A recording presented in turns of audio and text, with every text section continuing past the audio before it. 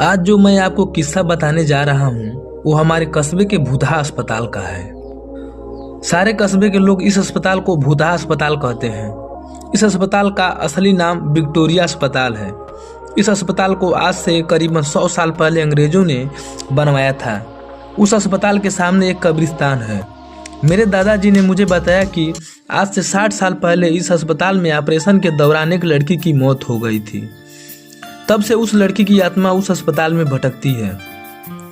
रात ढलते ही कोई भी इंसान उस रास्ते से नहीं गुजरता है, क्योंकि उस लड़की की आत्मा राहगीरों को परेशान करती है। हालांकि मैं दादाजी की बताई पुरानी भूतहा कहानियों में ज़्यादा विश्वास नहीं करता था। एक रात मैं अपने 2 दोस्तों अंकित और राजू के साथ रात को बाइक पर घूम रहा था।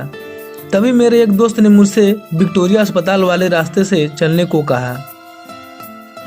हम में से कोई भी ज़्यादा भूत प्रेतों पर विश्वास नहीं करते थे और हमने उस रास्ते से जाने का पक्का किया।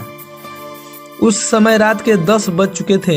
हम तीनों ने ये बात अपने परिवार वालों को नहीं बताने का वादा किया और उस रास्ते पर निकल पड़े।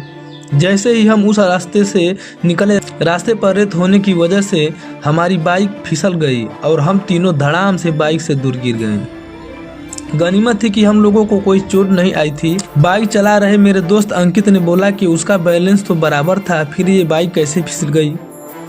हालांकि वो थोड़ा डर गया था। तो मेरे दूसरे मित्र राजू ने बाइक चलाने को कहा।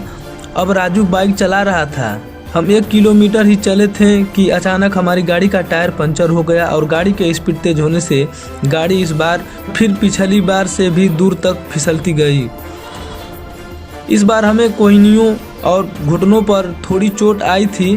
अंकित फिर से बोला कि इस जगह में जरूर कोई गड़बड़ है, हम लोग वापस उल्टे चलते हैं। लेकिन मैंने और राजू ने उसकी बात नहीं मानी और बाइक उठाकर पैदल चलना शुरू कर दिया। हम थोड़ी दूर चले थे कि अचानक किसी लड़के के चीखने की आवाज़ सुनाई दी। ये सुनकर हम रुक गए और अंकित बोला, यार तुम लोगों को चीखने की आवाज़ सुनाई दी क्या? हमने उसकी बातों को अनसुना कर कहा कि कोई जानवर की आवाज़ होगी। 5 मिनट चलने के बाद फिर वही चीख फिर से सुनाई दी। इस बार तो हम दोनों को भी थोड़ा डर लगने लगा। हम तीनों ने वापस चलने के बारे में सोचा, लेकिन हम रास्ते के बीच में आ गए थे। पीछे चलने में 3 किलोमीटर और आगे चलने में 2 किलोमीटर और बाकी थे। हम लोगों ने आगे जाने का सोचा।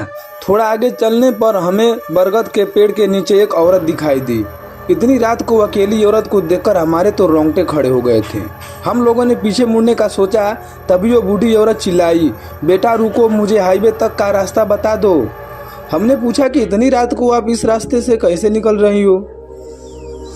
तो उस बुढ़िया ने कहा कि मैं पड़ोस के गांव की रहने वाली और मेरे पास पैसे नहीं हैं, इसलिए मैं पैदल ही निकल पड़ी। हाईवे के उस पार मेरा गांव है। हमने उस बुढ़िया की बात का विश्वास कर लिया और आगे निकल पड़े। रास्ते में वो बुढ़िया हमसे सारी बातें पूछने लगी। बुढ़िया हम तीनों के पीछे चल रही थी। हम तीनों दोस्त अब अपनी बात कर रहे हैं। तभी राजू बोला कि लो माँ जी, आपका रास्ता आ गया। और वो जैसे ही पीछे मुड़ा तो वहाँ कोई नहीं था। हम तीनों की तो सिट्टी फिट्टी गुल हो गई। हम बाइक को धक्का मारते हुए जोर से भागने लगे। भागते भागते अंकित ठोकर खाकर गिर गया और हमें जोर से चीखें सुनाई दी। हमने भी बाइक को वहीं पटक कर अंकित को साथ लेकर दौड़ने लगे और अस्पताल के पास कब्रिस्तान तक पहुँच गए। ये सब घटित होते 12 बज चुकी थी। हम पसीने से तरबतर हो चुके थे और कब्रिस्तान पार कर एक मंदिर में रुक गए, क्योंकि अगर बिना बाइक के घर जाते तो जूते पड़ते। इसलिए उस रात मंदिर में ही रुक गए और सुबह होते ही बाइक को लेकर अपने अपने घर चल दिए। दोस्तों, अगर वीडियो पसंद आए तो प्लीज़ हमारे चैनल को लाइक करिए, सब्सक्राइब करिए। धन्यवाद।